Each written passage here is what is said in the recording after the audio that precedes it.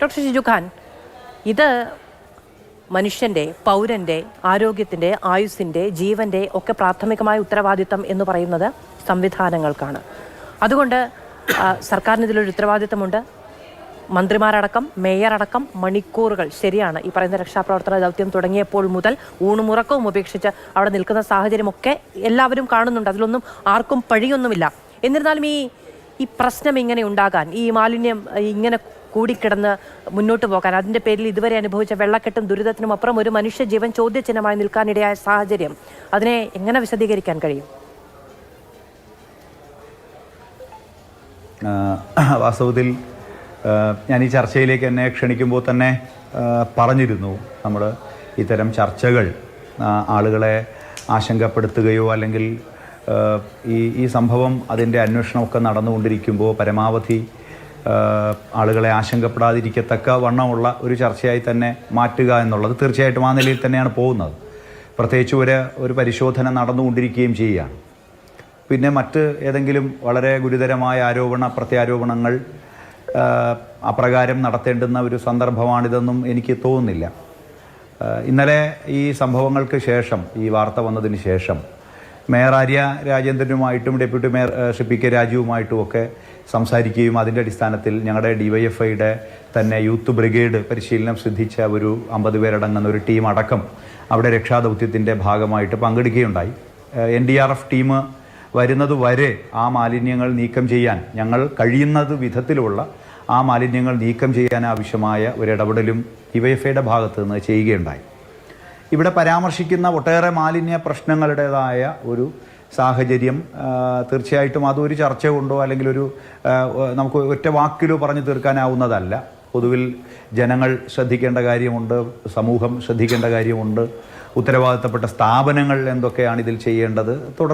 തീർച്ചയായിട്ടും തുടർന്നുള്ള ചർച്ചകളിൽ നമുക്ക് അതൊക്കെ ഗൗരവത്തോടെ ചർച്ച ചെയ്യാവുന്നതാണ്. രണ്ടാമത്തെ പ്രശ്നം, ഇപ്പോൾ ഇവിടെ റെയിൽവേയുടെ അധീനതയിലുള്ള ഒരു പ്രദേശമാണ്. ഇപ്പോൾ റെയിൽവേ എന്ന് പറഞ്ഞാലും കോർപ്പറേഷൻ എന്ന് പറഞ്ഞാലും സ്റ്റേറ്റ് സെൻട്രൽ ഗവൺമെൻറ് എന്ന് പറഞ്ഞാലും തീർച്ചയായിട്ടും ജനങ്ങൾക്ക് വേണ്ടി പ്രവർത്തിക്കേണ്ടുന്ന സ്ഥാപനങ്ങളാണ്. ഈ പ്രസ്തുത വിഷയത്തിൻ്റെ ഭാഗമായിട്ട് നമ്മൾ കാണേണ്ടത്, ഇപ്പോൾ ആ തമ്പാനൂർ തന്നെ ഇന്ത്യൻ കോഫി ഹൗസ് തുടങ്ങി റെയിൽവേയുടെ ഭാഗമായിട്ട് പോകുന്ന പിന്നെ ഓടയുടെ വിവിധങ്ങളായ ഭാഗങ്ങൾ, ഏതാണ്ട് 3/4 ഭാഗത്തോളം അത് ഒഴുകി പാർവതി പുത്തനാറിൽ പിന്നെ ചേരുന്നത് വരെയുള്ള ഭാഗമൊക്കെ റെയിൽവേയുടെ അധീനതയിൽപ്പെട്ട സ്ഥലമാണ്. അപ്പോൾ റെയിൽവേയുടെ അധീനതയിൽപ്പെട്ട സ്ഥലമായതുകൊണ്ട് കോർപ്പറേഷന് ഉത്തരവാദിത്തമില്ലേ എന്നാണ് ചോദ്യമെങ്കിൽ, കോർപ്പറേഷൻ ഏതാണ്ട് നിരവധി തവണ 17/5/2024 7/5/2024 അടക്കം നിരവധി തവണ റെയിൽവേക്ക് കത്ത് കൊടുത്തു. റെയിൽവേ എന്ന് പറയുന്നത് ഇന്ത്യയിലെ വേറൊരു വലിയ സ്ഥാപനമാണ്. ഇപ്പോൾ റെയിൽവേ, എയർപോർട്ട്, അതോടൊപ്പം സെൻട്രൽ ഗവൺമെൻറ്റിൻ്റെ ഭാഗമായിട്ടുള്ള സ്ഥാപനങ്ങൾ, അതൊക്കെ ഓരോ സ്ഥാപനങ്ങളും അവയുടേതായ പ്രത്യേക നിയമത്തിൻ്റെ അടിസ്ഥാനത്തിലൊക്കെ പ്രവർത്തിക്കുന്ന സ്ഥാപനങ്ങളാണ്. അപ്പോൾ റെയിൽവേക്ക് അതിൻ്റെ ഉത്തരവാദിത്തപ്പെട്ടവരുമായിട്ട് ചർച്ച ചെയ്യുന്നതിന് വേണ്ടി ഒക്കെ കോർപ്പറേഷൻ ഒരു ശ്രമം നടത്തി. തീർച്ചയായിട്ടും ഇത്തരം അപകടങ്ങൾ ഉണ്ടാകുമ്പോൾ കോർപ്പറേഷനും ചില ചോദ്യങ്ങൾ നേരിടേണ്ടി വരും എന്നുള്ളത് നമ്മുടെ സമൂഹത്തിൽ എല്ലാവർക്കും ആ കാര്യത്തെക്കുറിച്ച് ധാരണയുണ്ട്. അതുകൊണ്ട് കോർപ്പറേഷൻ ഇടപെട്ടില്ല എന്നോ കോർപ്പറേഷൻ്റെ ഉത്തരവാദിത്തത്തിൽ നിന്ന് അവർ പിന്മാറിയെന്നോ നമുക്ക് പറയാൻ പറ്റില്ല.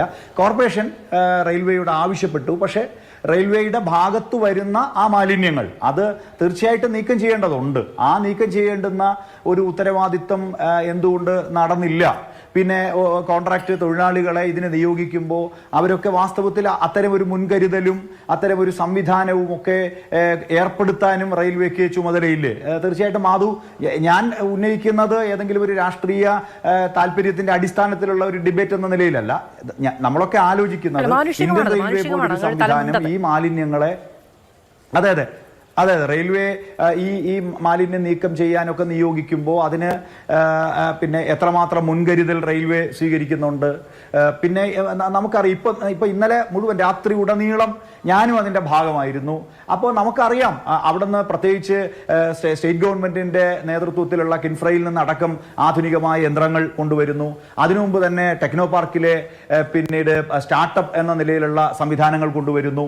നമുക്ക് ഇറങ്ങിയെടുക്കാൻ കഴിയാത്ത മാലിന്യങ്ങളെ മാലിന്യങ്ങളെ പ്രത്യേകം തരംതിരിച്ച് കണ്ടെത്തി അത് പുറത്തു കൊണ്ടുവരാനുള്ള ശ്രമം നടത്തുന്നു. അവിടെ നമ്മുടെ ഫയർഫോഴ്സും പോലീസും കളക്ടറും മേയറും അടക്കമുള്ള സംവിധാനങ്ങൾ അവിടെ സജ്ജമാണ്.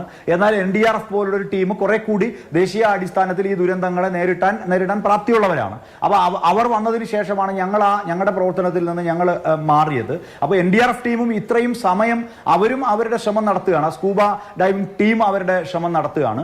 അപ്പോൾ തീർച്ചയായിട്ടും ഇത് ഒന്ന് അടിസ്ഥാനപരമായി നിങ്ങൾ ഉന്നയിച്ചൊരു വിഷയമുണ്ട്. ഈ മാലിന്യങ്ങളെ എങ്ങനെയാണ് സംസ്കരിക്കുക, പ്രത്യേകിച്ചും റെയിൽവേ പോലൊരു സംവിധാനത്തിന്റെ ഭാഗമായിട്ട് നമ്മുടെ അധികാര പരിധികൾ വ്യത്യസ്തമാണ്. എന്ന് പറഞ്ഞാൽ റവന്യൂവിന്റെ ഭൂമിയെന്നോ അല്ലെങ്കിൽ സ്റ്റേറ്റ് ഗവൺമെന്റിന്റെ ഭൂമിയെന്നോ കോർപ്പറേഷന്റെ അധികാര പരിധിയെന്നോ ഉള്ള വ്യത്യാസം പോലെ റെയിൽവേയുടെ അധീനതയുള്ള സ്ഥലമാണ്. അപ്പോൾ ഇവിടെ ബഹുമാന്യനായിട്ടുള്ള ജിജി തോംസൺ സാറും അതോടൊപ്പം പിന്നെ ഇതിലെ എക്സ്പെർട്ടും ഒക്കെ സംസാരിക്കുകയുണ്ടായി.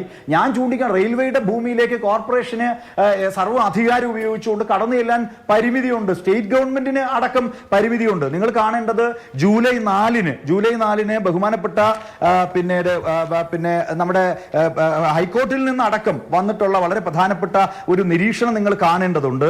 ഈ നമ്മുടെ റെയിൽവേ, ഞാനിപ്പോൾ റെയിൽവേയെ മുഴുവൻ റെയിൽവേ എന്ന് പറഞ്ഞാൽ ആകെ ഈ രാജ്യത്ത് കുഴപ്പമുണ്ടാക്കുന്നു എന്നൊരു അഭിപ്രായത്തിലല്ല. റെയിൽവേയെ കുറിച്ച് പറഞ്ഞത് ബൾക്ക് വേസ്റ്റ് ജനറേറ്റർ എന്ന നിലയിൽ ഈ റെയിൽവേയുടെ ഭാഗത്തു നിന്നുണ്ടാകുന്ന ഗുരുതരമായ വേസ്റ്റ് മാനേജ്മെന്റിലെ അലംഭാവത്തെക്കുറിച്ച് ചൂണ്ടിക്കാണിക്കുകയാണ്. ബഹുമാനപ്പെട്ട ഹൈക്കോടതി ചൂണ്ടിക്കാണിക്കുകയാണ്. ആ വാക്ക് ഞാൻ ഒന്നുകൂടെ പറയും, ബൾക്ക് വേസ്റ്റ് ജനറേറ്റർ എന്നാണ്. എന്ന് പറഞ്ഞാൽ റെയിൽവേയിൽ നിന്ന് പുറന്തള്ളുന്ന ദ്രവമാലിന്യങ്ങൾ സംസ്കരിക്കാനുള്ള സംവിധാനം അവർക്കുണ്ടോ?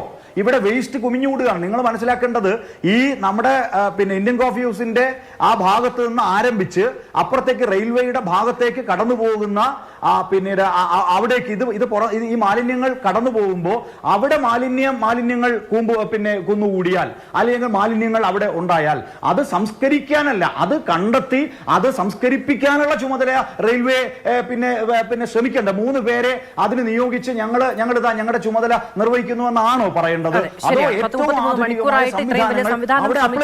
നടക്കാത്തൊരു കാര്യത്തിനാണ് 3 മനുഷ്യരെ, അതും ഈ മേഖലയിൽ പ്രാവീണ്യമില്ലാത്ത 3 മനുഷ്യരെ ഒരു സുരക്ഷാ ക്രമീകരണങ്ങളും ഇല്ലാതെ അതിലേക്ക് തള്ളിവിട്ടത് എന്നുള്ളത് ആ കരാറുകാർക്കെതിരെയൊക്കെ ഈ പറയുന്ന ദുരന്ത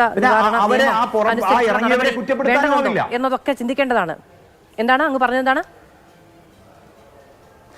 നമുക്ക് അവരെ ഇറങ്ങിയവരെ നമുക്ക് കുറ്റപ്പെടുത്താനാവില്ല. കരാറേൽപ്പിച്ചവരുണ്ടല്ലോ, അല്ലെ ഇറങ്ങുന്നവർ നിസ്സഹായരായ മനുഷ്യരാണ്. 1500 രൂപയ്ക്ക് ഒരു ദിവസം ഈ പറയുന്ന ചേറിൽ നീന്താൻ ഇറങ്ങുന്ന മനുഷ്യരെ നമുക്ക് ഒരു തരത്തിലും കുറ്റം പറയാൻ കഴിയില്ല. അതൊക്കെ നമ്മുടെ സമൂഹത്തിന്റെ പ്രശ്നങ്ങളാണ്, അരികുവൽക്കരിക്കപ്പെട്ടവരുടെ അതിജീവന സാധ്യതകളൊക്കെയാണ്. അതിനൊന്നും നമുക്ക് ഒരു തരത്തിലും കുറ്റം പറയാൻ കഴിയില്ല. പക്ഷേ